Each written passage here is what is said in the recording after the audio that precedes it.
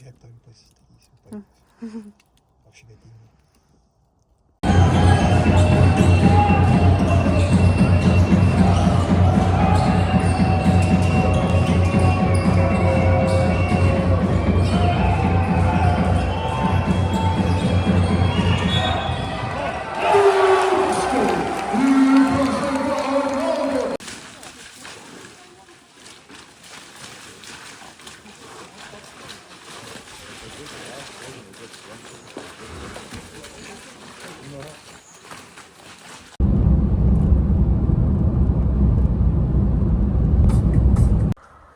O tas padarytas platus?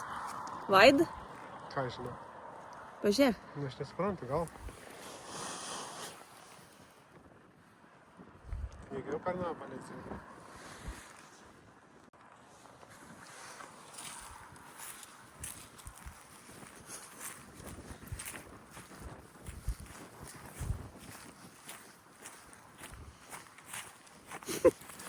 Dabar šitą matysis.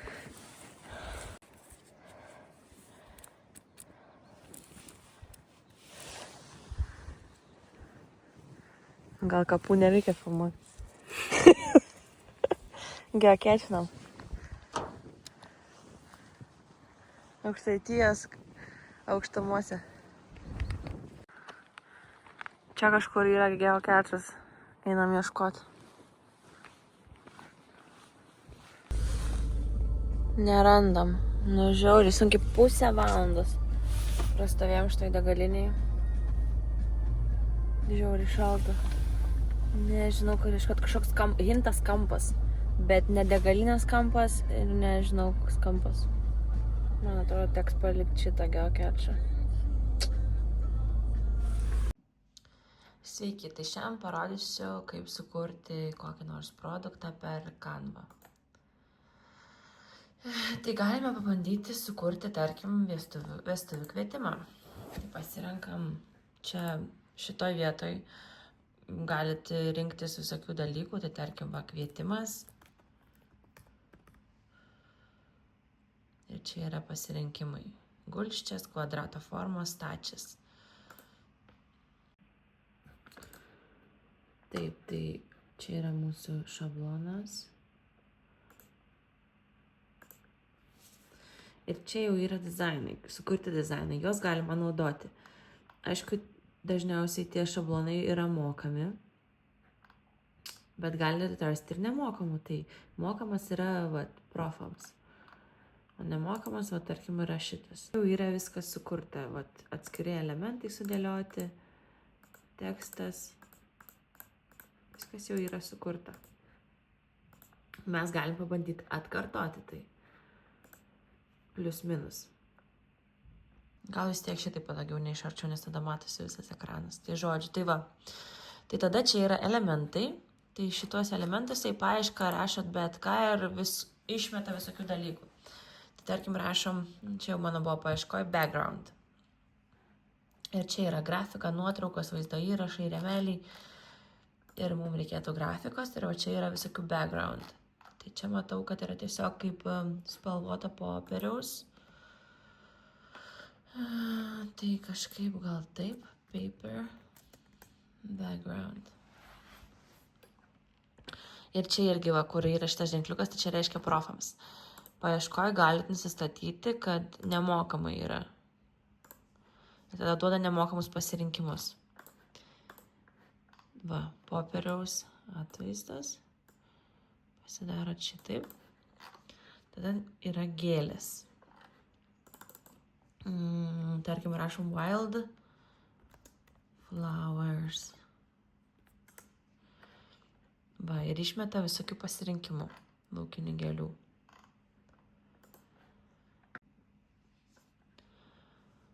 Pavyzdžiui, šitą pasiimam.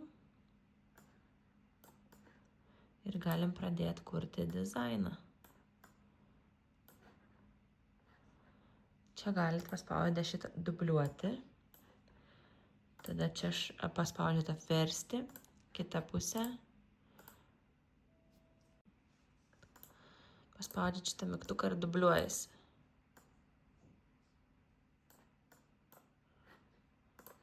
Jeigu suklystat, viršų mygtukas va čia va ir galit grįžti.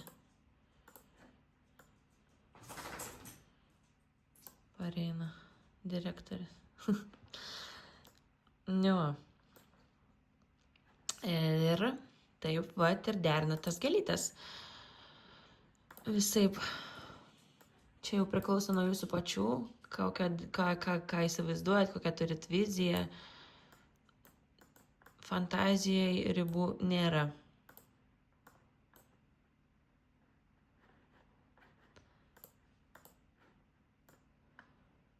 Galim įdėti ir mes bitutę kokią.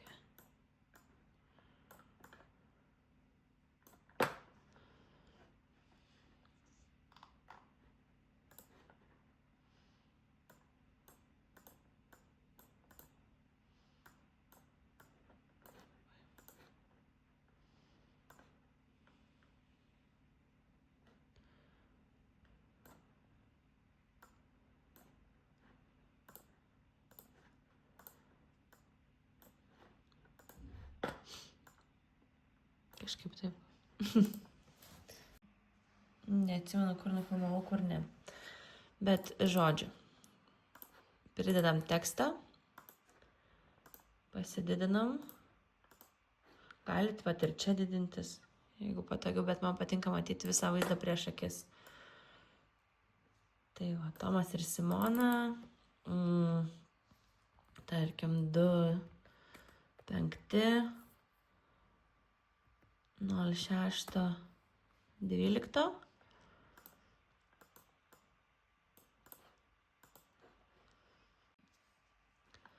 Vėl prisidėjom tekstą, pasididinam. Ir dabar kokią nors tekstuką, tarkim,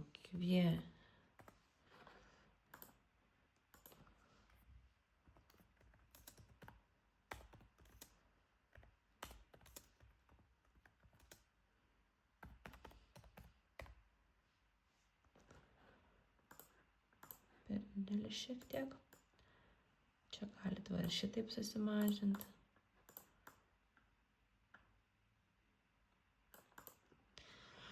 Ir tų tekstą čia galit pridėti kiek tik tai norit. Čia pagal jūs. Tada galima pasikeisti spalvą šrifto. Paspaudžiat ant A raidės su spalvyte. Ir tarkim padarom žalią. Viską padarom žalią. Ir galit spausti keisti visas. Iš karto viskas pasikeičia. Tai va, tarkim toks kvietimas. Šitą galim ištrinti. Aišku, jis labai primityvus dabar, bet aš tiesiog norėjau jums parodyti, kaip galima ką sukurti. Tada kaip vyksta išsaugojimas. Spaudžiat dalintis, atsisiųsti. Galite atsisiųsti kaip paveiksliuką. Tai čia jau parinkta viskas. Atsispaudžiat atsisiųsti. Ir atsiunčia. Tada galite atsisiųsti kaip PDF-ą. Čia yra pasirinkimai visokie. Standartinis PDF-as. Atsisiųsti. Ir tada dar galima, tarkim, kuriant kvietimą, tai tokio dalyko, tai neparduosit PDF-o ir paveiksliuko, nes žmonės nebus tais pačiais vardais tą pačią datą ir dar tikriausiai, jeigu per Etsy pardavinėjat, tai nebus lietuviškai. Tai tada spaudžiat žiūrėti viską ir šablono nuorodą. Ir tada reikia spausti kurti šablono nuorodą, kopiją ir nukopijuoti, bet dabar aš kaip pastebėjau, kad ta šablono nuoroda pasidarė premium, seniau šito dalyko nebuvo.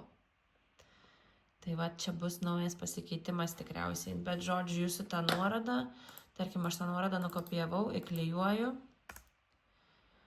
ir žmogus nusipirkęs mano kvietimo šabloną per Etsy, gauna nuorodą ir va taip ją atidaro.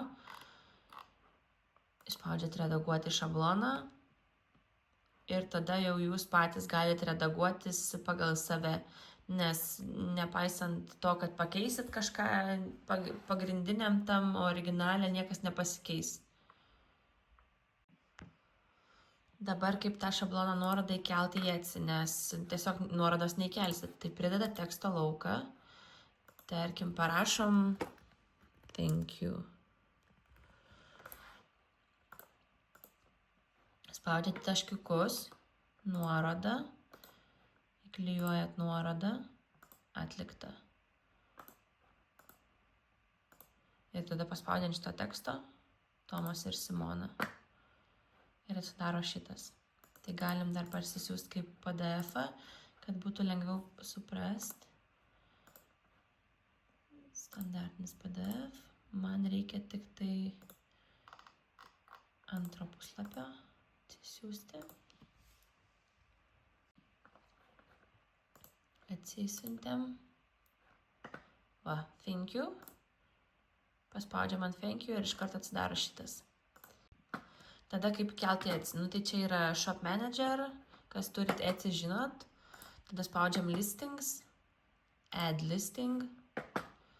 Čia pasirinkam, kas pas mus bus. Tai Templates,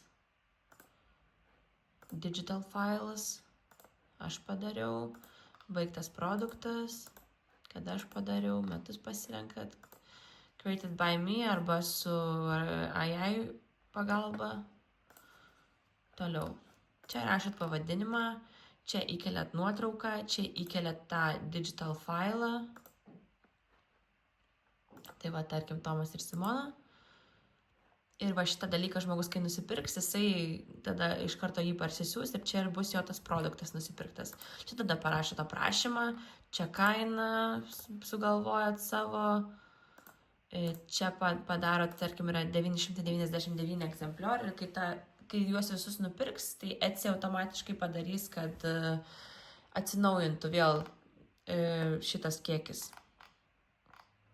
Tada kategoriją mes jau pasirinkom, čia galit parašyti spalvos, kokios yra, kokia šventė, kokia vestuvių tema ir čia reikia sudėti tagus. Tai šitas dalykas yra pats svarbiausias, nes pagal tos tagus jūs tą produktą ir randat. Tai galite, tarkim, per ChatGPT paklausti, kokie yra populiariausi tagai vestuvių tematika Etsy paieškoje ir jums ChatGPT tą ir parašys. Tai va. ChatGPT. Tarkim, wedding invitations, bridal accessories, wedding decor ir va tokie visokie dalykėliai. Tai sakau, visą laiką galite visko klausti iš ChatGPT, tenai daug atsakymų galite rasti. Aišku, nereikia pasitikėti 100%, nes jisai daro klaidų, ne kartą esu pastebėjęs, bet tikrai padeda. Dar kalbant apie Canva, tai va čia yra šone visi pasirinkimai, tai elementai, tai yra šitie visi dalykėliai, paveiksliukai ir taip toliau. Galima net susikurti maketą savo, tarkim, marškinėlių maketas. Jeigu norite printus pardavinėti, kokius nors mišką pasirenku, paspaudžiu taip. Ir marškinėliai su mišku gaunasi. Ir gali kažkas jūsų šitą printą nusipirkti ir jums net nereikia ar kokią nors modelio samdytis ar dar kažką, galite ir taip pasidaryti. Tad čia įsikeliat visus failus, šitas pasirinkimas. Čia galima piešti su šituo. Aš noriu raudonai papiešti kažką. Tai va, piešia jisai. Tada mano pačios projektai. Dar yra visokių naujausių dalykėlių. Pavyzdžiui, va čia yra tas Artificial Intelligence. Parašau, kad, tarkim, ko aš norėčiau, ko man reikia. Forest.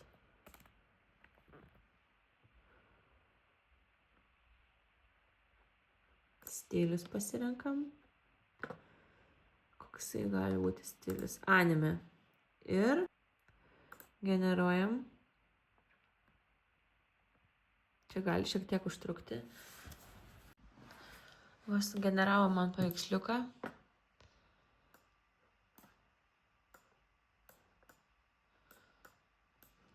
Ir galiu kažkur jį naudoti, ar pavyzdžiui kokiam dizainui, marškinėliams, ar dar kažkam. Daug čia yra visokių pasirinkimų, aš kitų net pati neišbandžiusi, tai siūlau išbandyti, jeigu jums domina. Na, tarkim. Tik tai, aišku, šitas formatas, forma nepritaikyta. Bet va pasiemu ir įkeliu čia. Ir turiu va tokį lankstinuką. Nu, tai čia galima skrajutės kurti, jeigu kažkokius renginius organizuojate ar dar kažką. Tai tokia ta Canva. Tai va, kol nufilmavau video, pasikeitė oras belekiek kartų. Tai aną savaitgalį buvo +14, šašlykus kepėm, vaikščiom lauke su Maikėm. Šį savaitgalį taip jau vėsiau buvo, dabar atsikėliau iš vis sniego pilna. Tai pavasaris toks visada būna, bet jau norisi tų šiltesnių orų tokių, kad galėtum tiesiog su tapkėm ir su striukytėm į lauką išeiti. Tai va, šitas video šiek tiek kitoks, biški mažiau manęs, mano šnekančio veido, daugiau šiek tiek šiaip vaizdų visokių ir pabandžiau truputį apie tą Canvą jums papasakot, pagrindus, ten kažką tokio. Tai tikiuosi supratot kažką. Šiaip tai nėra ją sunku naudotis, internete irgi labai daug visokių video, anglų kalba, kaip viską ten daryti. Tikrai nėra sunku, galima labai greitai ir lengvai išmokti, jeigu tik yra noro. Tai tikiuosi jums patiko ir ačiū, kad žiūrėjot ir iki kito karto.